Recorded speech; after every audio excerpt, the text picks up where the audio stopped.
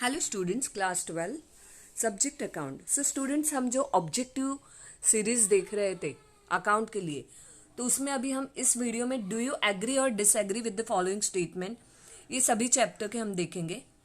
So student, इसमें आपको सिर्फ एग्री या डिसएग्री यही मेंशन करना रहता है। इसमें आपको जैसे ट्रू और फॉल्स विथ रीजन, उसमें आपको रीजन बताना रहता है, पर इस क्वेश्चन में आपको रीजन नहीं बताना है, सिर्फ स्टेटमेंट से आप एग्री हो या डिसएग्री हो यही बताना है। और ये भी 5 मार्क्स के लिए आता है। अगर जो ऑब्जेक्टिव टाइप्स के बिट्स है उसमें अगर ये क्वेश्चन आया तो ये 5 मार्क्स के लिए आता है। सो स्टार्ट करते हैं। फर्स्ट चैप्टर में है एग्री और डिसएग्री के ऊपर question.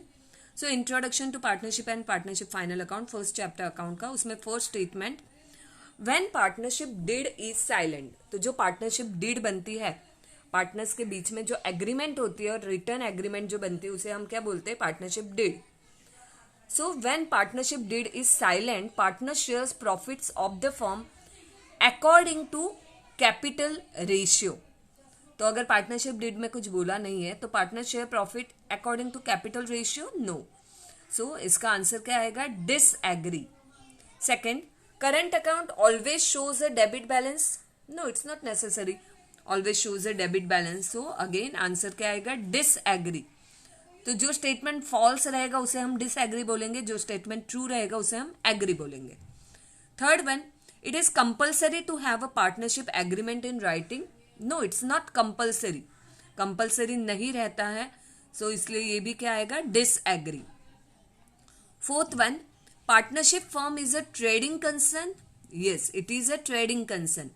So answer is agree. Fifth one, an interest on capital. Fifth statement देखो, an interest on capital is expenditure for the partnership firm. जो भी पार्टनर्स का कैपिटल है उसके ऊपर जो उनको इंटरेस्ट हम इंटरेस्ट देती है फर्म, तो ये फर्म के लिए एक्सपेंडिचर है क्या? ऑफ कोर्स एक्सपेंडिचर है। बाहर से अगर कैपिटल, बाहर से कुछ पैसा लाया है, ओके, और उसके ऊपर इंटरेस्ट देते हैं तो वो भी एक्सपेंडिचर है। उसी तरह से अगर फर्म में किसी पार्टनर ने कैपिटल इन्वेस्ट किया है, कैपिटल दिया, और अगर उनको इंटरेस्ट दे रही है फर्म, सो वो भी क्या है? एक्सपेंडिचर है। So agree.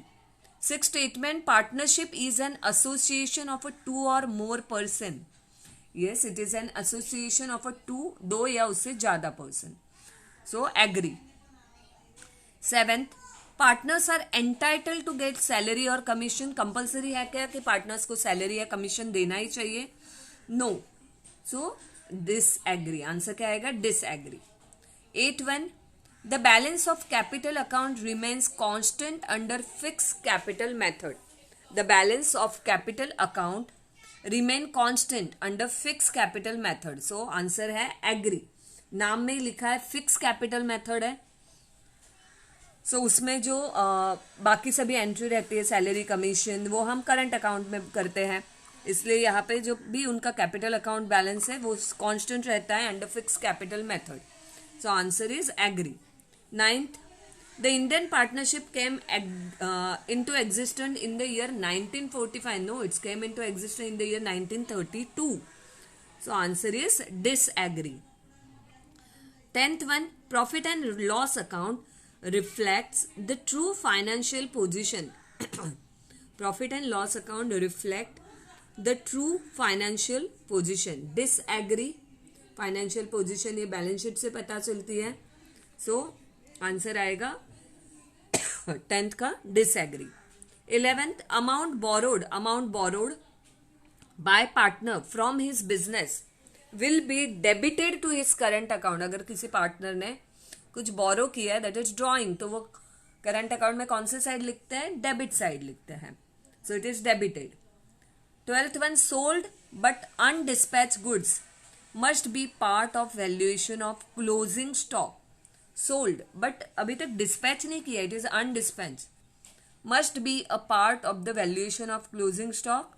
No, it's false, means disagree. Carriage inward is a selling and distribution overhead. Carriage inward is a selling and distribution overhead. No, disagree. Gross profit, 14th one, gross profit is an operation profit. Gross profit is an operation profit. No, answer is disagree. 15th, all financial expenditures are debited to profit and loss account. Yes, agree. Free distribution of goods is debited to trading account. No, trading account में हम debit side नहीं लिखते, हम credit side लिखते हैं. Free distribution of goods is debited to trading account. No, answer is disagree. Okay, so ये first chapter के हो गए हैं. डू यू एग्री और डिसएग्री. अभी नेक्स्ट चैप्टर के हम देखते हैं. 7th चैप्टर में, अभी फर्स्ट चैप्टर के बाद डायरेक्ट 7th चैप्टर में दिए हुए हैं. So bills of exchange. First one, a bill of exchange is conditional order. Conditional order है क्या, वहां पे कुछ कंडीशन लिखी हुई रहती है. सो नो, सो आंसर आएगा डिसएग्री. वहां पे कुछ कंडीशन नहीं रहती है. So bill of exchange is a conditional order. Answer is disagree. Second, the party which is ordered to pay the amount is known as pay. The party which is ordered to pay the amount is known as a pay. No, answer is disagree. Third, the person in whose favor the bill is endorsed is known as endorsee. जिसके favour में bill endorse किया उसे क्या बोलते हैं, endorsee. So answer is agree. Fourth one, rebate or discount given on retiring a bill is an income to the drawee. Rebate or discount given on retiring, bill जल्दी से retire कर रहे हैं, बिल का पैसा जल्दी से दे रहे हैं, तो उसे कुछ डिस्काउंट दिया जाता है. तो डिस्काउंट दिया तो पैसा कम देना पड़ेगा, राइट, ड्रॉई को. So it is an income to the drawee. Yes, so answer is agree.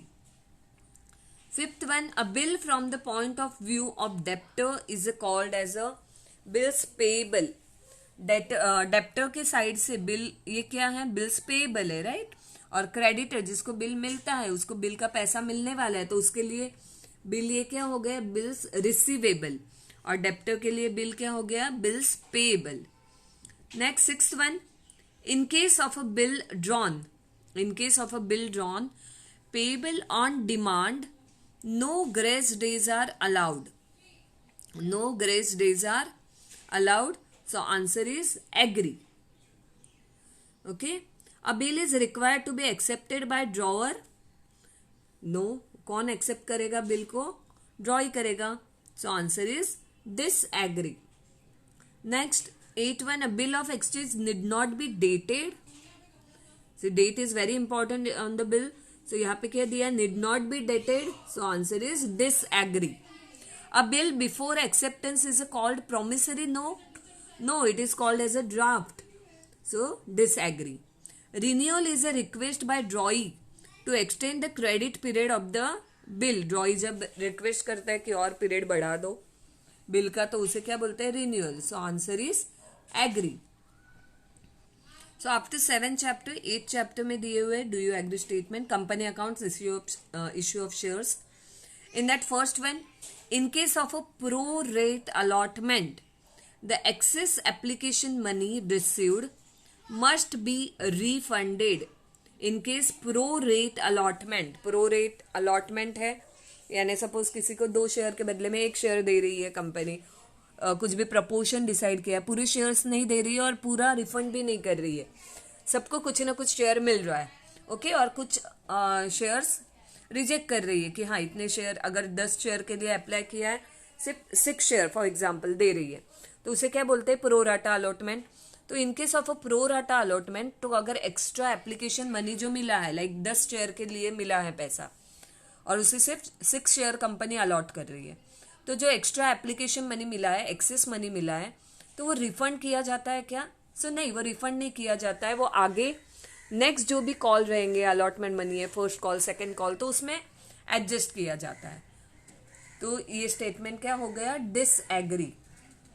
In case of a pro rata allotment, the excess application money received must be refunded. No, it's not refunded. So answer is disagree. Second, calls in advance account is shown on the asset side of the balance sheet. No, अगर advance में call किया है, advance में अगर कुछ पैसा मिला है, तो वो क्या हो जाती है, लाइबिलिटी होती है. ऐसे भी हम फाइनल अकाउंट में कुछ भी एडवांस में मिला है इनकम, तो हम लाइबिलिटी साइड लिखते हैं. Same rule applied over here. अगर एडवांस में मिला है So it's shown on asset side? No. So answer is disagree. The authorized capital is also known as nominal capital? Yes. So answer is agree. उतना ही capital company क्या कर सकती है, raise कर सकती है. Fourth one, paid up capital can be more than called up capital. How it is possible?